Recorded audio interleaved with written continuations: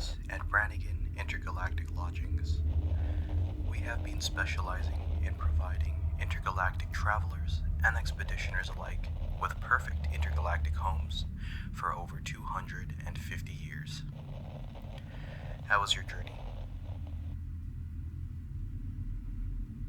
Glad to hear. Travel to this location is quite turbulent. Anyways, how can I help you today? You have an appointment? Okay. May I please just get your name?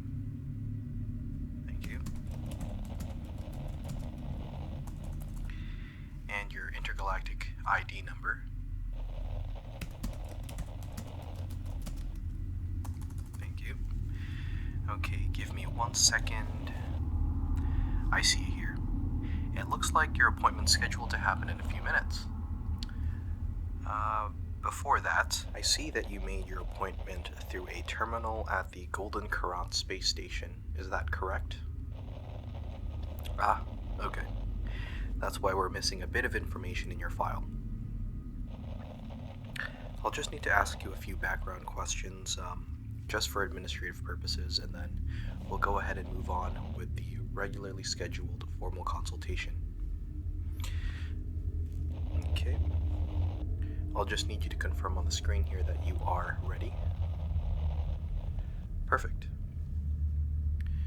The first question is, what planet do you hail from?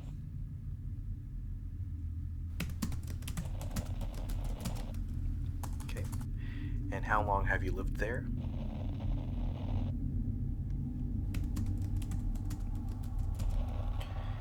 What galaxy is that located in? I know the answer, but I just need to ask again for company formalities' sake.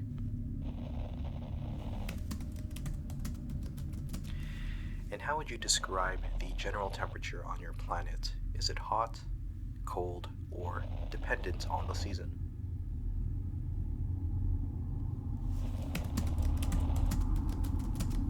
Okay.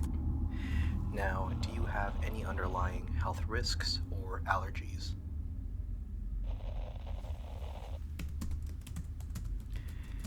Okay. And have you had any cybernetics, tech enhancements, or similar modifications performed on you?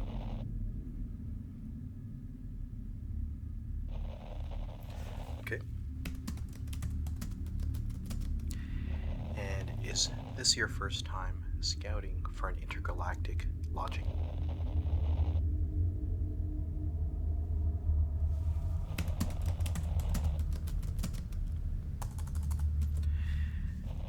Alright, and what made you pick Brannigan Intergalactic, and what made you pick Brannigan Intergalactic Lodgings for your intergalactic home needs?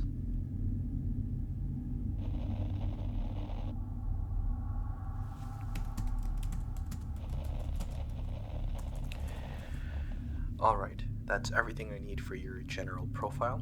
Let's go ahead and shift into the consultation room. We're going to start by narrowing down your general space preferences, and then narrowing down your specific planetary preferences. First, I'm just going to need you to confirm on the screen that you are ready. Thank you. Here's the first question.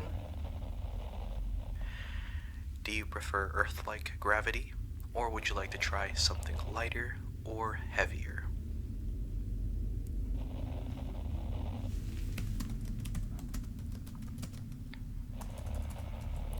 Okay. Do you intend to, or have you already had, any formal gravity training? Now, the reason I ask is, given your previous answer, we may need to sign you up for some courses in order to better adjust you to the new gravity environment.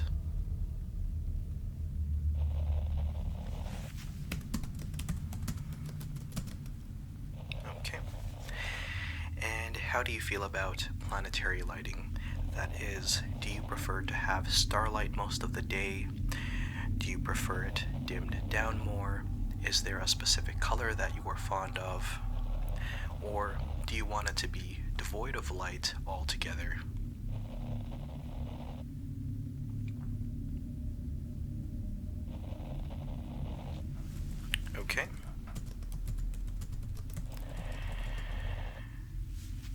Would you prefer to reside on a planet with one giant star, multiple stars, or another type?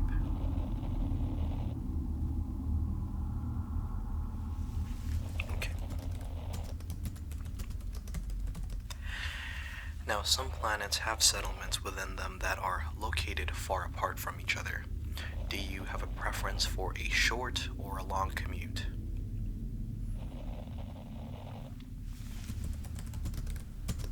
Okay. And can you quantify a reasonable travel time?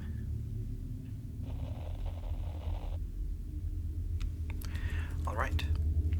Now, do you care for intergalactic wildlife?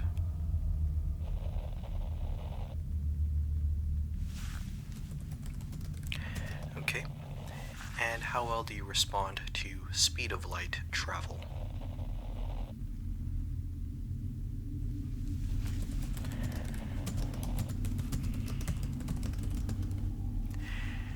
Thank you for your answers. That concludes the General Space Preferences Survey. We can now move on to determining your specific planetary preferences. But first, I'm going to need you to confirm on the screen here that you are ready. Perfect. Now, our current selection of biomes include a carefully curated variety of environments. The first are our floraceous planets. They're absolutely full of plant life. Of course, you have the option of picking a planet with your desired type of plants, be it shrubs, trees, really a combination of anything you can think of. And by color, maybe you prefer Earth-like greens, or something more unique, like bright purples or blues. The choice is yours. Temperatures here are typically moderate. Another option are our withered planets. They are characterized by their lack of notable features. These are typically known as dead planets and are highly popular with those seeking a minimalist design. I guess you could call them intergalactic deserts. They've got an empty, flat landscape and come in shades of gray, purple, and red. Bear in mind that temperatures in these planets are extremely hot. Now, the third option we provide is a mix of the previous two. They're called grassland planets, and they are also largely flat landscapes and at most have gently rolling hills that are covered in short grasses. This option is also enjoyed by those seeking a minimalist design, and the temperatures here are typically moderate. Our final biome option are frost planets, and they are defined by their formations of ice, be it icebergs, glaciers, or icy caves, as well as their vast oceans actually. Such planets very much resemble the famous ancient Arctic conditions previously found on planet Earth to an exaggerated degree. Bear in mind that temperatures in these planets are typically extremely cold. Alright, which of these biomes do you prefer? Again, we have the frost planets, we have the grassland planets, we have withered planets, and we also have floraceous planets.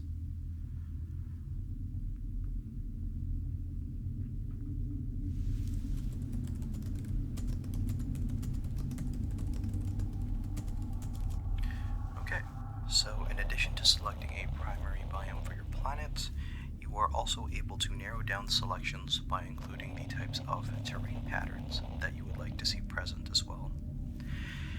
So I'm just going to ask you a couple more questions here, and before we get started, I'm just going to need you to go ahead and confirm on the screen that you are ready. Perfect. Thank you. Now, the first question is, what are your thoughts on mountain ranges? Mountain ranges.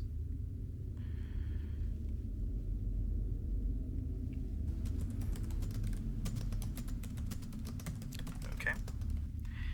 And how about bodies of water and their formations, like waterfalls and fjords?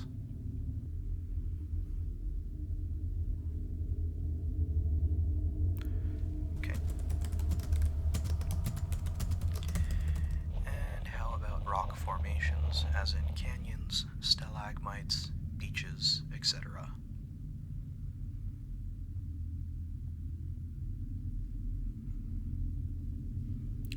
Okay.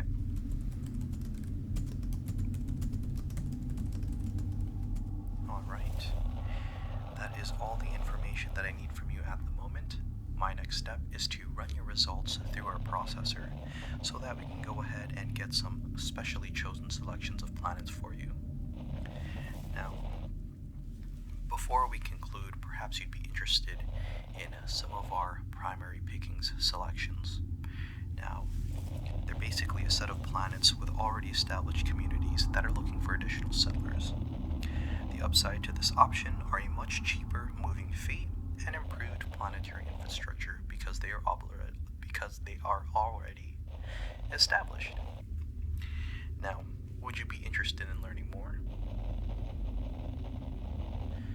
Okay. Now I'm supposed to go through all 6 of these options, but there are really only 2 that I can really recommend. We can keep that a secret between each other. Now, are you okay if we proceed with just 2? Perfect. Alright. So the first planet here is Euralia. That is Uralia. And its planet code is XTY458. I'm just going to read the description here. Euralia was named after the stunning Ural Mountains of Earth.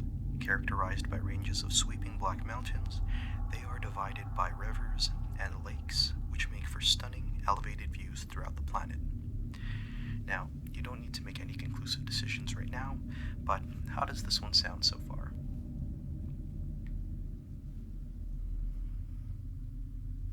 Cool. Okay. And our second planet here is called Glacera, and the planet code for this one is BMY352. The description for Glacera is that it is named after its surface covered with a variety of colorful crystals. Comprised mostly of rolling hills, Glacera's beauty truly reveals itself when the planet's 3 stars shine against the crystal formations, making an aerial pattern similar to that of Earth's ancient aurora borealis phenomenon. Alright, how does that one sound?